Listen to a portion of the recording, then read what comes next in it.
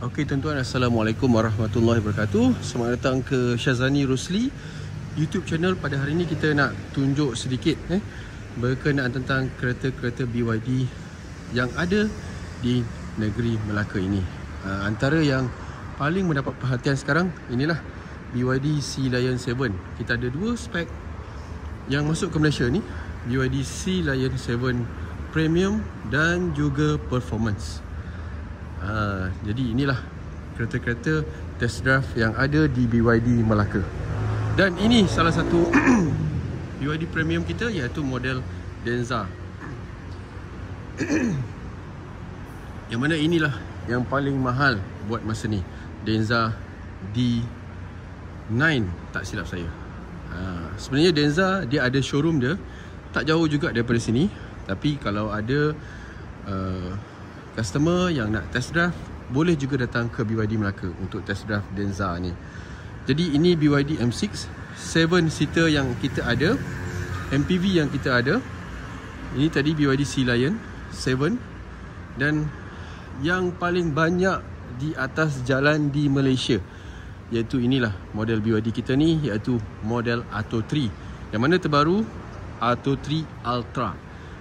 Untuk tahun 2025 ni. Ini model tahun 2024. Lebih kurang sama, cuma yang berbeza rim dia, kalau tuan-tuan tengok, berbeza sedikit. Dan perbezaan ada sikit-sikit lain, nanti saya mungkin boleh terangkan. Pada video kali ni saya ingin membuat tinjauan sedikit sahaja tentang kereta-kereta test drive yang ada di BYD Melaka ni. Ini BYD Seal, antara yang tercantik juga yang ada di Malaysia ini, yang masuk ke pasaran Malaysia. Yang ni BYD Seal, yang itu Seal Performance, yang ni Seal Premium. Perbezaan dia harga dan performance, dan juga saiz rim dia lah. Okey, dan Seal ada 3 spek, satu lagi dynamic. Cuma dynamic ni stok dia dah boleh kita kira sebagai tak ada lah. Yang ada hanya performance dan premium. Dynamic mungkin ada, tapi sangat-sangat terhad. Mungkin ada di sebahagian cawangan saja. Dan lagi, okey, ni satu lagi, BYD Dolphin. Ini pun boleh kita kata sebagai sangat-sangat terhad. Sebab contoh macam Dolphin dan Seal yang ada hanya model 2024 sahaja. Stok sangat sikit, hanya untuk yang betul-betul nak je kita akan carikan di tempat lain. Ni model BYD Dolphin X Standard. Ada dua juga spek, satu standard dan juga satu lagi X Standard. Perbezaan dia antaranya dia punya power dia dan juga dia punya jarak.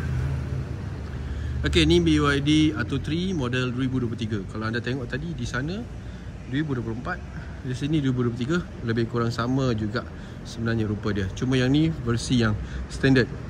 Itulah sedikit gambaran BYD Melaka, model-model test drive yang kita ada. Bagi anda yang berminat untuk datang dan cuba untuk test drive kereta-kereta elektrik ni, bolehlah hubungi saya, Syazani Rosli. Boleh nyatakan di ruang komen atau boleh tengok di platform-platform media sosial saya yang lain untuk test drive kereta-kereta BYD. Sekian saja daripada saya. Assalamualaikum warahmatullahi wabarakatuh.